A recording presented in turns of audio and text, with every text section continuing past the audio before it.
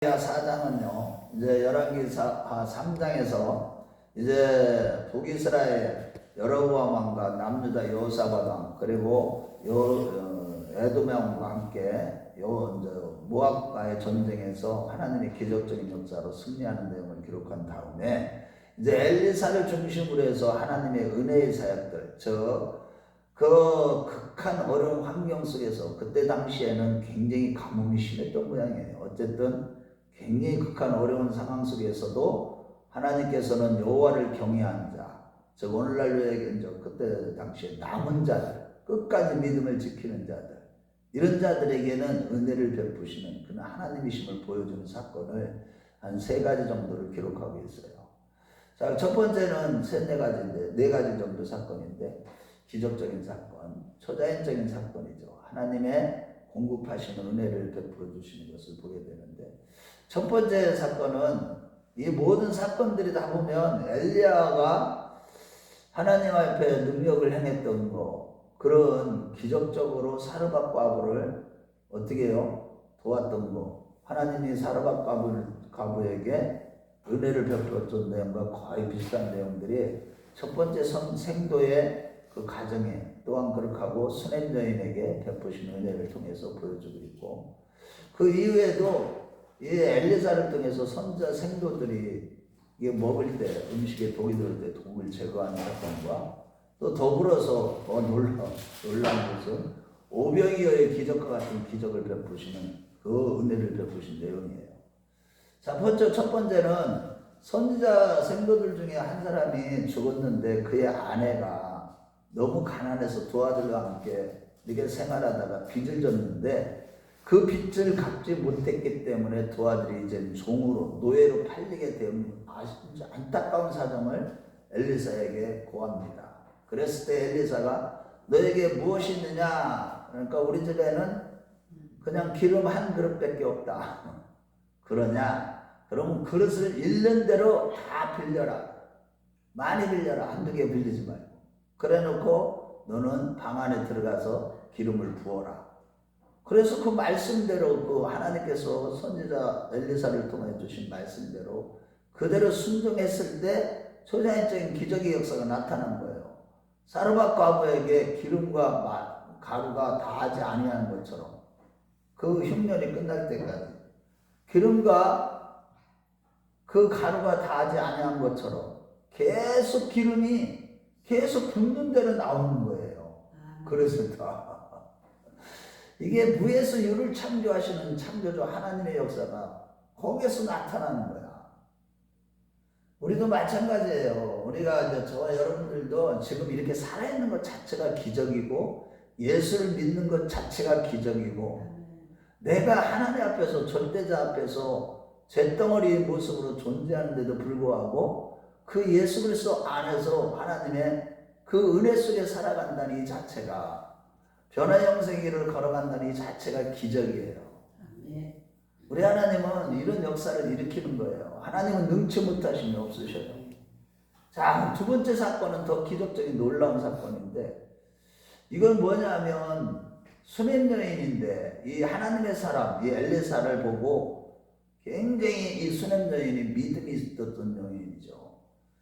그러니까 그냥 하나님의 사람에게 간권에다가 간절히 권해가지고 자기 집에 모이셔가지고, 자기 집에 그 이스라엘 백성들은 집은요, 땅을 반 정도 파가지고 그 밑으로 해가지고 한쪽은 벽으로 해가지고 이렇게 집을 져요.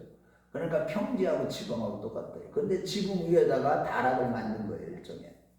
그래야 거기다 책상도 놓고 의자도 놓고 또 불도 켜고, 그래갖고 거기서 말씀을 연구할 수 있도록 다 준비를 해둔 거예요. 그리고 잠도 잘 수 있게. 그래서 그렇게 하고 거기서 음식도 대접을 한 거예요. 여기 한 여인이라는데 여기는 보면 부유한 여인이에요. 이제 좀 가난한 여인이 아니에요. 사르밧 과부처럼. 여기 수냄 여인이, 여기 한번 8절 한번 읽어봐요. 시작.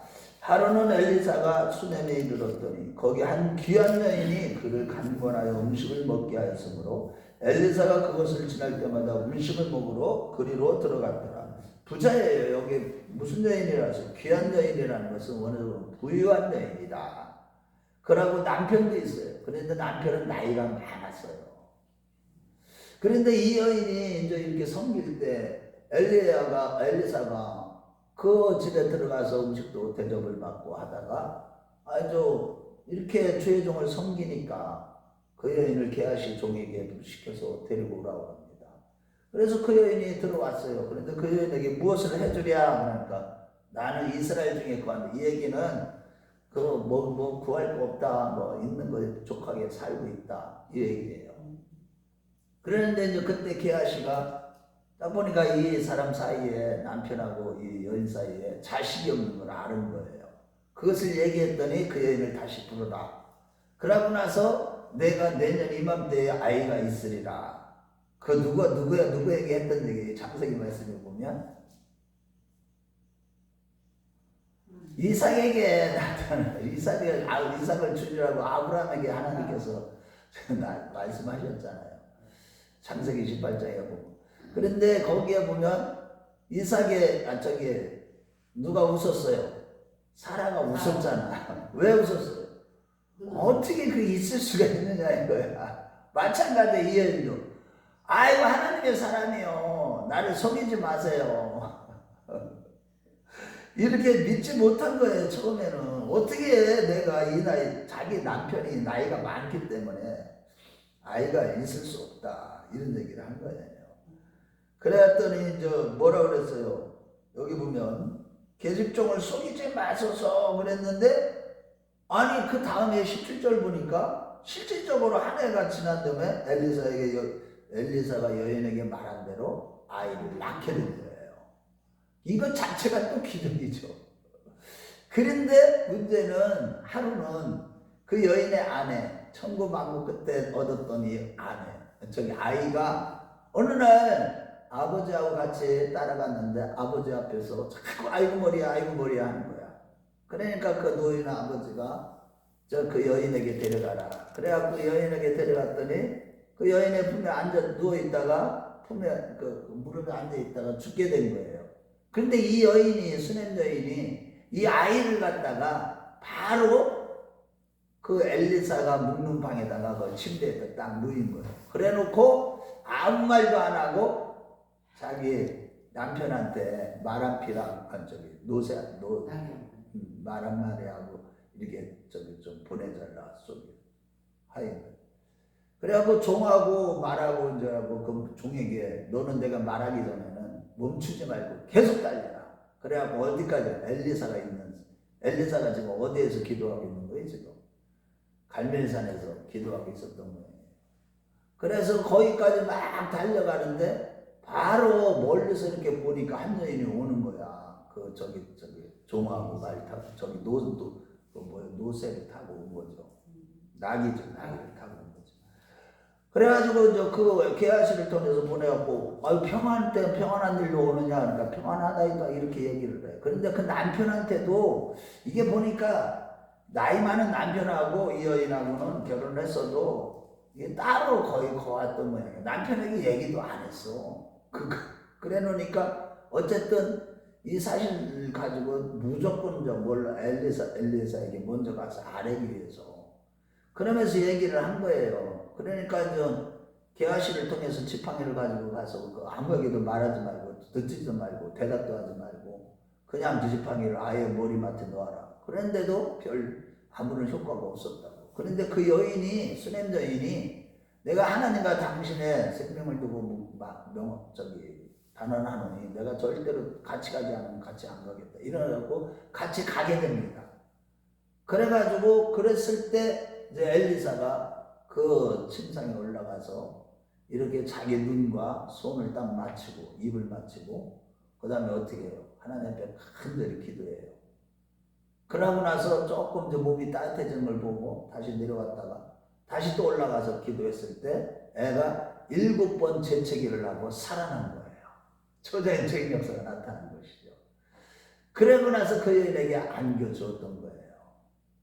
자, 이거 보면서 우리도 생각해야 되는 게 성경에 보면은 이렇게 죽은 자를 살리시는 사건 이것이 보면은 이렇게 수냄 여인의 그 아들을 살리는 기적이 어디에도 나타나요. 신약 성경에 보면 예수님께서 2번이나 사람을 살렸죠.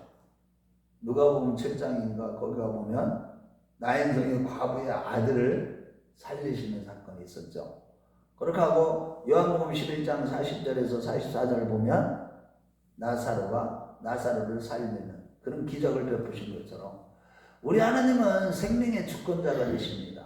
모든 사람을 살리기도 하시고 죽이시기도 하고 다 모든 생명은 누구의 손에 달렸어요? 하나님의 손에 달려있는 거예요.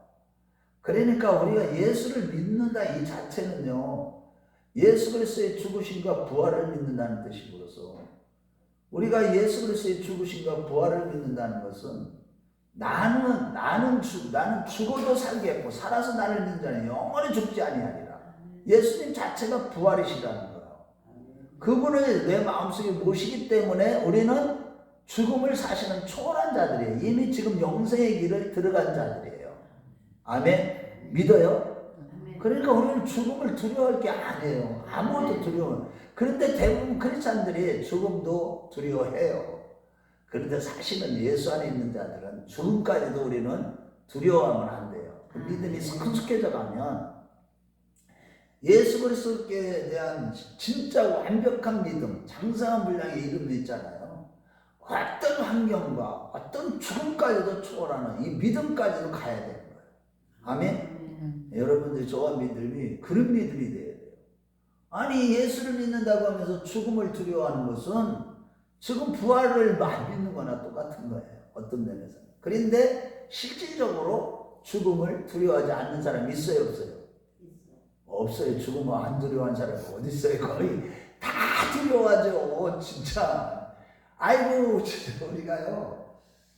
그분이 완전히 나를 사로잡았을 때 진짜 성령으로 100% 채워졌어요. 사도 바울 같은 고백을 하면요. 죽음도 자기는 좋다. 이런 얘기가 나올 수 있어요. 그런데 사도 바울이 그 얘기를 했거든. 내가 차라리 죽어서 주님 곁에 가는 게 더 좋다.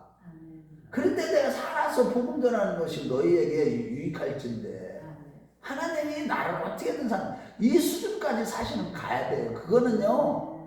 끊임없이 믿음의 연단, 지지난주 설교처럼 단련을 받아야 돼. 하나님 앞에서 막 불에도 치고 물에도 죽었다. 저렇게 해갖고 내 생명이 내게 아니라는 것을 완전히 인식하고 그것이 영혼 육으로 완전히 느껴지고 그게 죽음을 초월하는 그 믿음, 이 믿음이 될 때 그런 고백을 하는 건데 사실은 쉽지는 않아요. 그래도 우리는 믿기는 믿어야 돼. 아멘? 그래, 입술로는 고백을 해야 돼요. 자, 그 다음에 여기에서 또 한 가지 기적이 뭐냐면 이제 선지자 생로들을 이제 같이 옆에 엘리사가 얘기해서 전부 다 이제 저기 먹을거리로 국을 끓여라. 그러니까 선지자 생로들이 바깥에 나가서 들포도 넝풀 가운데 드루밥을 따다가 국을 끓였는데 한 명이 딱 먹어보니까 독이야. 독이 들어간 거야.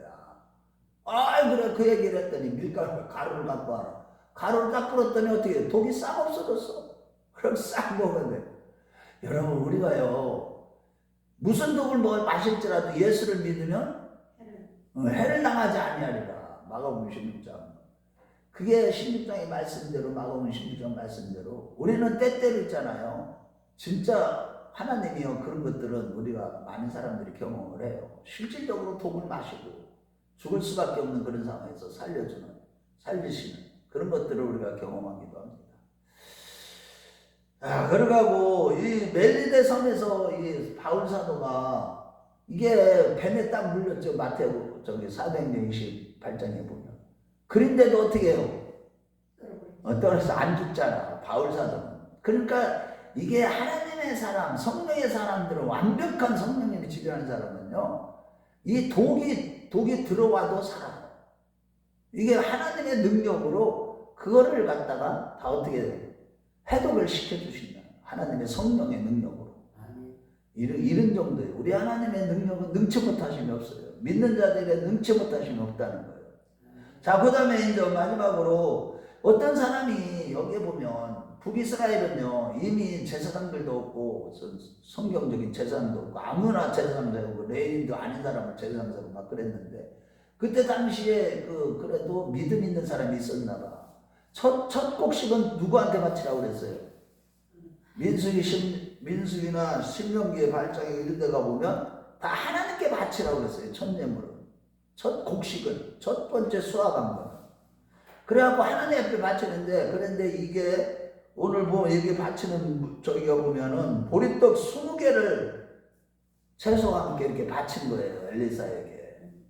그런데 그것을 갖다가 그때 선지자 생도들이 100명이나 됐는데 보리떡 20개 갖고 양식이 되지도 않아. 그런데 그걸 갖다가 엘리사가 선지자 생도들한테 다 먹이라고 그런 거예요. 그런데 선지자 생도들이 이거 갖고 택도 없는데 그랬더니 들어가서 먹여라. 그냥 갖다 먹어라. 그래갖고 갖다 떡 20개를 나눠서 먹는데 먹어도 100명이 먹어도 그것이 사라지지 음식이 먹었는데도 또 있어. 그래가지고 다 먹고 났는데도 어떻게 했어요? 남았더라. 이것이 중요해. 남았더라. 어디 사건을 기억해요?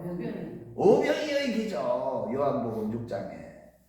중요한 건 남는 거예요. 남는 거. 하나님의 역사는 남도록 주셔요. 우리에게 뭐를 주셔도 풍성하고 넘치도록 채우시는 거예요. 그래서 우리가 이제 그걸 늘 기억해야 돼요. 하나님은 우리에게 능치 못하심이 없어요. 그러기 때문에 우리가 가장 중요한 건 뭐예요? 하나님 앞에 구하는 거예요. 구하지 않기 때문에 받지 못한다. 야고보서 4장 2절에. 그런데 구하여도 또 잘못 구해서 정욕으로 쓰려고 잘못 구할 때 받지 못하는 거예요. 그래서 마태복음 21장 22절에는 뭐라고 그랬어요? 너희가 믿고 구하는 것은 다 받으리라 하십니다. 우리가 중요한 건 뭐예요? 믿음이 없는 게 문제예요. 내가 지금 뭐를 얻지 못하고 풍성하지 못하게 사는 것들은 다 이유가 뭐냐? 첫 번째는 구하지 않기 때문에 그래요. 구하라 그리하면 받으리니 너희 기쁨이 충만하라 그랬고, 마태복음 7장 7절에서 8절에 뭐라 그랬어요?